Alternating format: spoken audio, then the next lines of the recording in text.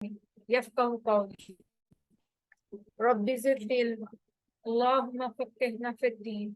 आप सबको आओ कुरान समझे आसान तरीके के सबक नंबर 11 में खुशामदीद। आज हम अल्हम्दुलिल्लाह अपना आधा कोर्स मुकम्मल कर चुके हैं और आगे बढ़ने लगे हैं। आप सबको बहुत बहुत मुबारकबाद। अल्लाह के फजल से हम अपना आधा सफर मुकम्मल कर चुके हैं और आधा हमारा रह गया है। अब हमारी जो नमाज थी वो तो मुकम्मल हो चुकी। अब हम जो छोटी छोटी सूरतें हैं उनको देखेंगे, उनका तर्जुमा सीखेंगे और उसके साथ साथ हम ग्रामर भी देखेंगे। जी सिस्टर साहब कुछ कह रही है? जी, मैं ये पूछना चाह रही थी, नमाज तो मोस्टली सुबहानक अल्लाहुम्मा व बिहम्दिका से स्टार्ट होती है, तो ये जो हिस्सा है नमाज का, इसका क्या तर्जमा कराया जाएगा या ये नहीं? जी ये भी कराया जाएगा। और वो क्यों शुरू में नहीं कराया गया? क्योंकि वो अब आप खुद करेंगे, देखेंगे हम। तो वो आप अब इंशाल्लाह इस काबिल हो गए हैं कि आप वो खुद कर सकें, वो भी आएगा इंशाल्लाह ताला। जी शुक्रिया। ओके। जी सबक में हम देखेंगे सूरह इखलास और ग्रामर में फिल माजी ही को देखेंगे हम। और इंशाल्लाह आज हम जो सीखेंगे अल्फाज वो हो जाएंगे, वो हैं 16 नए अल्फाज जो कुरान में तकरीबन 2000 बार आए हैं। इसके साथ हमारे ज़ख़ीरे अल्फाज 131 हो जाएंगे। हम देखें कितने रह गए, 101 सिर्फ हमारे बाकी रह गए और यानी आधे से ज्यादा हम सीख चुके हैं, सीख जाएंगे आज इंशाल्लाह ताला। सूरह इखलास का तारुफ देख लेते हैं। ये इब्तदाई मक्की सूरत है, यानी मक्का में जो नबी सल्लल्लाहु अलैहि वसल्लम पर नाजिल हुई उन शुरू की सूरतों में से एक है। और इसका नाम इखलास, देखें उसके नाम से ही है, समझ आ जाती है। यानी जो कोई भी इसको समझ कर पढ़ेगा, इस पर ईमान लाएगा, तो क्या होगा, उसका अकीदा खालिस हो जाएगा, यानी बिल्कुल प्योर प्योर अकीदा हो जाएगा। और जो अक्सर नॉन मुस्लिम सवाल करते हैं ना हमसे कि कौन है अल्लाह, अब तो बहुत सारे एथियस्ट लोग हो गए हैं ना जो अल्लाह को मानते ही नहीं, तो उसका बहुत ये खूबसूरत जवाब है कि माबूद कैसा होना चाहिए, इसकी अहमियत क्या है। इसकी अहमियत इस कदर है कि हदीस मुबारक है, सही मुस्लिम की हदीस है, अबू दरदा रजी अल्लाह ताला रजी अल्लाह में से कोई एक रात में कुरान का तीसरा हिस्सा पढ़ने से आजिज है। तो सहाबा कहने लगे कुरान का तीसरा हिस्सा किस तरह पढ़ा जाए? तो नबी सल्लल्लाहु अलैहि वसल्लम ने फरमाया कुल हु अल्लाहु अहद, कुरान के तीसरे हिस्से के बराबर, यानी सूरह इखलास। हर फर्ज नमाज के बाद एक बार आप जरूर पढ़िए। और सुन्नत क्या है कि नबी सल्लल्लाहु अलैहि वसल्लम मगरिब और फजर की नमाज के बाद 3-3 बार पढ़ते थे। तो इसको हम पढ़ें 3-3 बार, तो हम इस तरह अपनी जिंदगी में इसको शामिल करें। और सूरह इखलास आप सबको आती होगी जुबानी लाजमी, तो आज हम इसका तर्जुमा देखते हैं। कुल कह दीजिए, हु आप सबने टेबल पढ़ा है ना, हु वाला सारा ये वही हु है। हु वो, अल्लाह अल्लाह, अहद एक एक है। कुल कह दीजिए, और ये कुरान में बहुत बार आया है, बहुत बहुत बार आया है। इसका मतलब है आप कह दीजिए, ठीक है। और ये क्या है ये भी आपको पता चल जाएगा। जैसे हमने पढ़ा था ना फ़अला, उसने किया, है ना। तो ये क्या, क़ाला उसी तरह ही है। क़ाला उसने कहा, क़ाला उसने कहा। ये वैसे तो आप QC 2 में पढ़ेंगे, जो एडवांस लेवल का कोर्स है ना, ये अभी तो हम QC 1 कर रहे हैं, फर्स्ट स्टेप है। तो ये सेकंड जो कोर्स है ना, उसमें ये डिटेल से इसके बारे में आता है।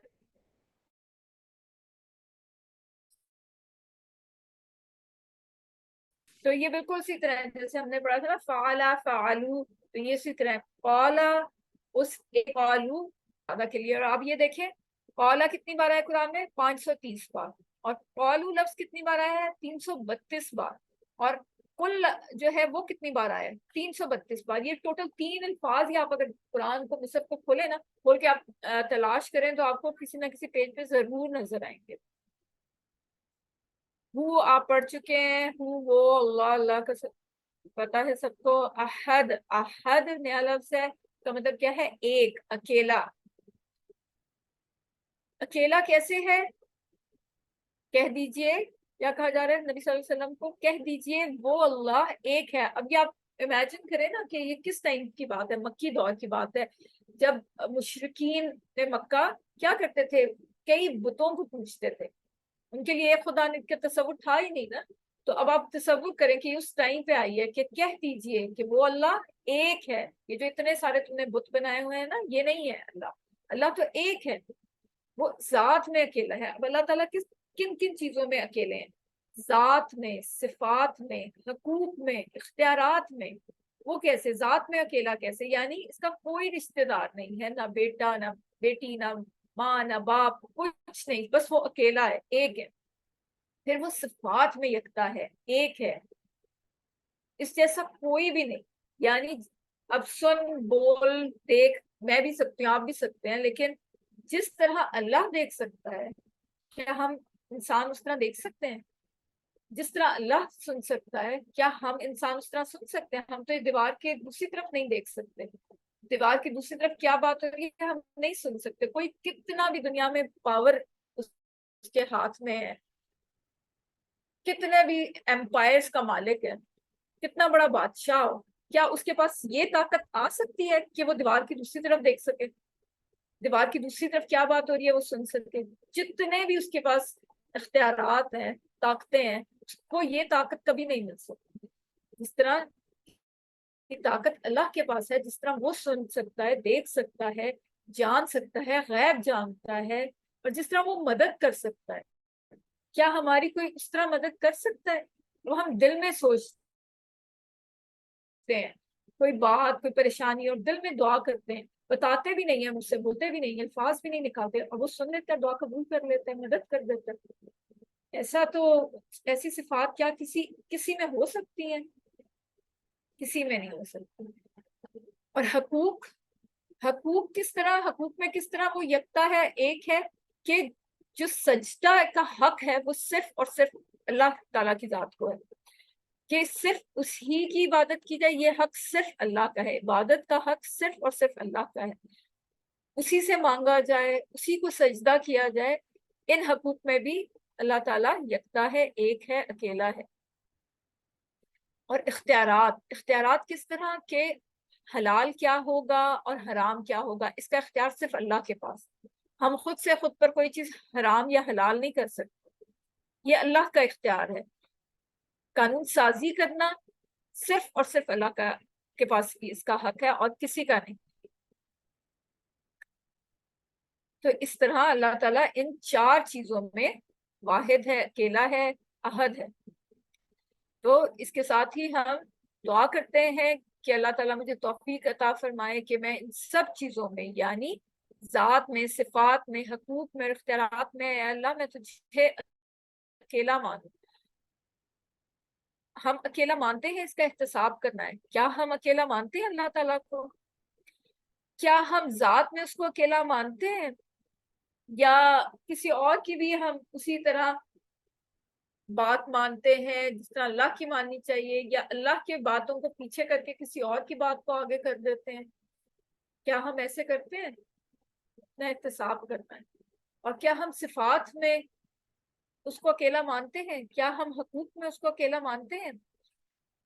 اور کیا اختیارات میں ہم اس کو اکیلا مانتے ہیں؟ قانون سازی ہم کس کے قانون کو مانتے ہیں، اللہ کے یا بندوں کے؟ ہم کیا کہتے ہیں کہ یہ اللہ کا حکم ہے یا یہ ہمارے رسم و رواج ہیں، ہمارے دل کی بات ہے، ہمارا دل کر رہا ہے، چاہے اللہ نے اس سے منع کیا ہوا لیکن ہمارا دل کر رہا ہے تو ہم کریں گے. تو یہ ہم نے احتساب کرنا ہے، اور پھر پلان بنانا ہے کہ ہم ایسا کیا کریں کہ ہم اللہ کو سب کچھ ایک مانیں، سب ہر چیز میں ایک مانیں. اور سب سے اینڈ پر کیا بات کرنی ہے کہ دوسروں کو اس کے بارے میں بتانا ہے. اللہ الصمد, اللہ بے نیاز ہے. صمد, صمد کا کیا مطلب ہے؟ نیا لفظ ہے ہمارے لیے, بے نیاز. بے نیاز کا کیا مطلب کہ سب سب اس کے محتاج ہیں, سب اللہ کی محتاج ہیں, پر وہ کسی کا محتاج ہے. اسے, ہمیں اللہ کی ضرورت ہے, اللہ کو ہماری ضرورت نہیں ہے. اللہ بے نیاز ہے کس چیز سے؟ یعنی نیند سے بے نیاز ہے, اللہ تھکن سے بے نیاز ہے, اللہ کو تھکن نہیں ہوتی, اللہ کو کسی کی ضرورت نہیں, کسی کی ضرورت نہیں ہے, نہ دوستوں کی, نہ رشتہ داروں کی, نہ ہم انسانوں کی ضرورت ہے, نہ عبادت کی ضرورت ہے. ہمیں ضرورت ہے, سب کو اللہ کی ضرورت ہے. تو دعا کرنی ہے ہم نے فوراً کہ اللہ اپنی تمام مخلوق کی ضرورت جس طرح تو میری ضرورتیں پوری کرتا رہا ہے, آئندہ بھی میری ضرورتیں اسی طرح پوری فرما. اور تصور کیجئے کہ اس بات کو ذہن میں رکھتے ہوئے تصور کیجئے نا کہ اللہ تعالیٰ تمام لوگوں کی ضرورتیں پوری کر رہا ہے. اس عظمت کو اب ایک ٹائم پہ کتنے کروڑوں مخلوقات ہیں, صرف انسان تو نہیں ہے نا, جنات ہیں, حیوانات ہیں, چرند پرند, سب کی ضرورتوں کو اللہ تعالیٰ ایک ہی ٹائم پہ پورا کر رہے ہیں, اور ایک ہی ٹائم پہ پورا وہی کر سکتے ہیں اور کوئی نہیں کر سکتا. لم یلد ولم یولد, نہ اس نے کسی کو جنا اور نہ وہ جنا گیا.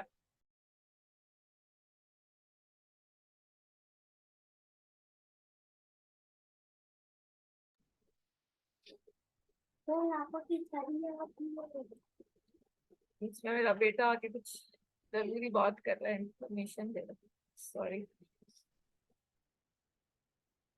لم ہم نے پڑھا تھا نا, نہیں کے لیے 4 الفاظ, اس میں لم بھی تھا. لم کا کیا مطلب ہے؟ ڈڈ ناٹ, لن ول ناٹ. لم یلد نہیں اس نے جنا, یعنی نہیں اس نے پیدا کیا.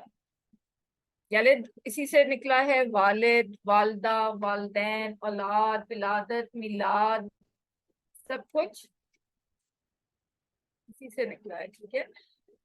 ولم اور نہ ہی یولد وہ جنا گیا, نہ اس نے کسی کو جنا نہ وہ جنا گیا, ٹھیک ہے. جیسے ہم انگلش میں پڑھتے ہیں نا ایکٹیو وائس پیسیو وائس, اسی طرح یلد اس نے جنا, یولد وہ جنا گیا. نہ اس کی کوئی اولاد ہے نہ وہ کسی کی اولاد ہے.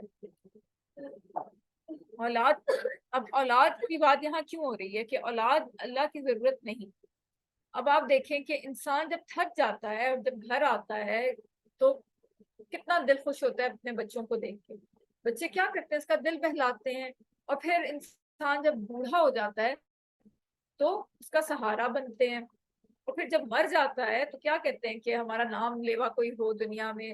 اولاد کی خواہش اسی لیے سب کرتے ہیں کہ اس کا نام جو ہے نسلوں تک جاری رہے. تو اولاد کی ضرورت کس کو ہے؟ انسان کو. کیوں؟ کیونکہ وہ کمزور ہے, تھک جاتا ہے, بوڑھا ہو جاتا ہے, ضرورت ہے اس کو, سہارے کی ضرورت ہے, اس کو اپنے نام کی ضرورت ہے, اس کو خوشی کی ضرورت ہے, اس کے لیے اسے اولاد کی ضرورت ہے. لیکن اللہ جو ہے وہ ان تمام کمزوریوں سے پاک ہے. اس کو اولاد کی ضرورت نہیں. کیوں؟ کیونکہ وہ تھکتا ہی نہیں, جب تھکے گا ہی نہیں, دل بہلانے کے لیے اللہ تعالیٰ کو اولاد کی ضرورت ہی نہیں, نہ وہ بوڑھا ہوتا ہے. تو اللہ کو اولاد کی ضرورت نہیں, اولاد کی ضرورت انسانوں کو ہے.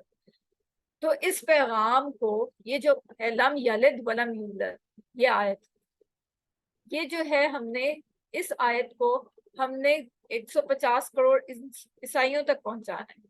یہ بہت خوبصورت جواب ہے. وہ کہتے ہیں نا, اللہ نے حضرت عیسیٰ کو کیا کر دیا؟ اللہ کا بیٹا بنا دیا. ولم یکن اور نہیں, یکن ہے, لہو, لہو ہم نے پڑھا تھا نا, لہو, لہم, لکا, لی, لکم, لنا, ہے نا, یہ وہ وہیں سے آیا ہے.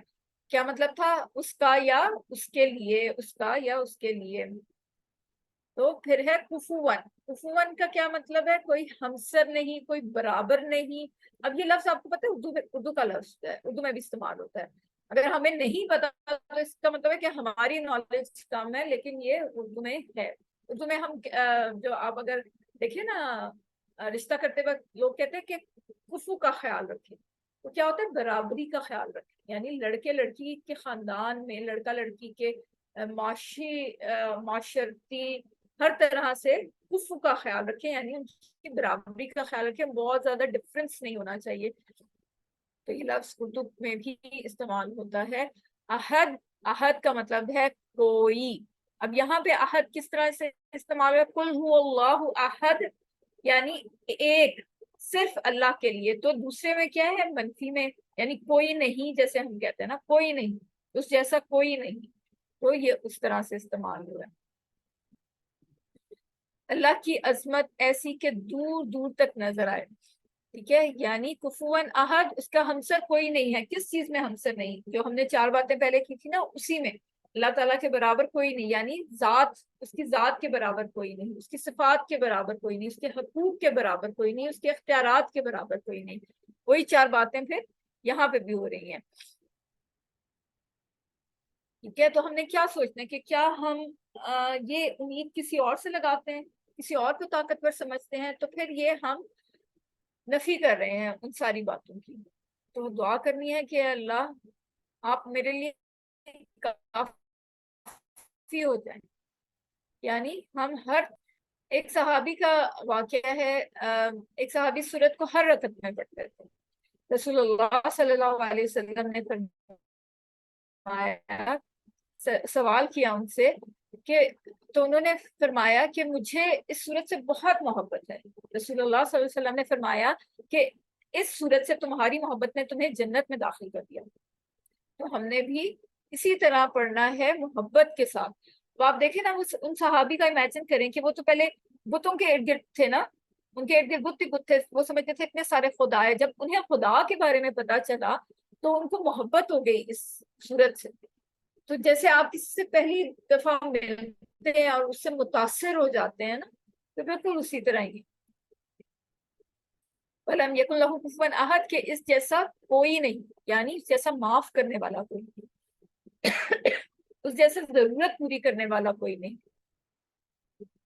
اس جیسا محبت کے ساتھ خیال رکھنے والا کوئی نہیں۔ تو اس کے لیے ہمیں کیا ہے؟ آپ اسماء الحسنیٰ کھول کے دیکھیں، ایک ایک ہر اللہ کے نام میں، ہر صفت میں اس جیسا کوئی بھی نہیں، نہ ہے، نہ تھا، اور نہ ہی ہو سکتا ہے۔ تو ہم لیتے ہیں چھوٹی سی بریک، اور اس دوران آپ لوگوں کا کوئی کوشچن ہو تو آپ پوچھ سکتے ہیں۔ اس کے بعد ہم گرامر پارٹ کی طرف آئیں گے۔ کسی کا کوئی کوشچن؟